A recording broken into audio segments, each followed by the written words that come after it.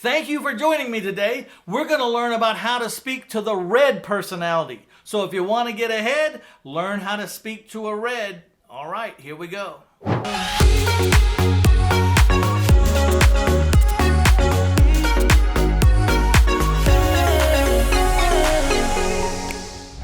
Today we're going to learn about the core motivation of a red. We're also going to learn what makes a red, and then we're going to talk to you about how to form a relationship with a red personality.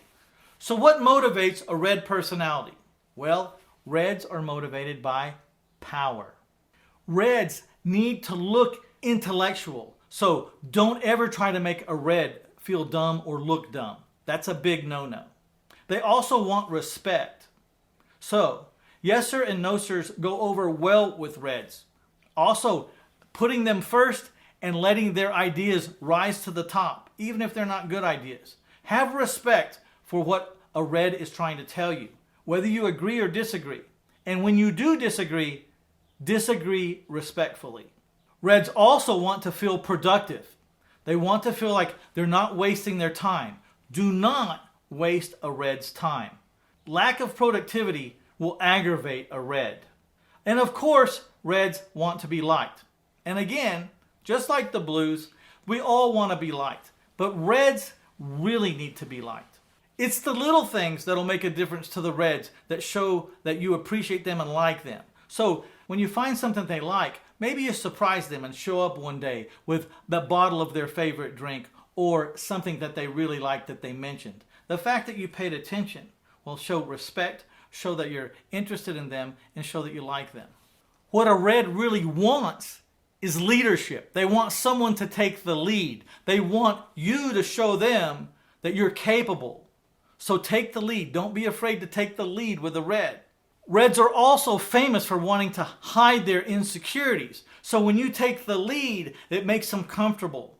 And if you see that they're insecure in something, don't call them out on it. They don't want you to know about their insecurities. So if you discover their insecurities, keep it to yourself. They also want approval. They want you to approve of their ideas. That doesn't mean that you can always approve of their ideas, because if it's a bad idea, it's a bad idea. But again, respectfully decline or respectfully disagree. Above a lot of these things is the red's need for a challenging adventure. So take the lead, show them where the challenge is, show them how you are going to adventurously get through it and everything's going to work out, and ignore their insecurities and make sure you like and approve of them and they know it. All right, before we get to how to form a relationship with a red personality, let's slow down for just a second and ask yourself this question. If you have found these episodes informative or enlightening, please hit that like button and that share button. You know, there's a lot of people out there would like this kind of free content. They just don't know we exist. So please, please, please hit the like and the share button and let them know we're out here and what you think of us. Also, if you haven't subscribed, what are you waiting for? Go ahead and hit that subscribe button right now. So what makes a red a red? Reds love the hunt and they love making things happen. They're also very engaging and they want you to pay attention. And if you don't pay attention, they're going to notice right off the bat. They also love interesting insights and angles. They like the thought process behind the idea or behind opportunity. They want to know more, and they really, really love angles. They also want you to take the lead, and here's a little tip. Reds find confidence very sexy. So how do you form a relationship with a red? You need to be logical, brief, direct, and specific. You also need to have your facts together. Don't walk into these guys half-cocked or not know your stuff, because they're going to pick you apart. By having your facts and your details together, you will command their attention and their respect. And that's another thing you need to do with reds. You have to command their attention and their respect. Don't let them push you around. Part of gaining their respect is when you are productive and efficient. So again, it can't be stated enough when you're talking to a red. You've got to have your stuff together. You've got to know what you're doing. You've got to take over as a leader. You've got to be boom, boom, boom, boom, boom, right down the path. And make them get on board with you. Pull them. Direct them. That's what they want. When you have certain feelings about them, don't expect a red to pick them up. They're not very intuitive. You have to verbalize your feelings with them. If something's rubbing you the wrong way, you can't give a facial impression or some body language. You're going to have to tell a red. Reds aren't going to pick up anything from the outside as far as your emotions. When they are decisive, and they will be eventually, if not sooner than later, support their decisiveness. And that's a great opportunity to respect their independence and their intellect. Remember, they need to appear intellectual, or they need to feel intellectual. So when they make that decisive decision, if it's the right decision and we're going to go with that, then make sure you applaud them for that.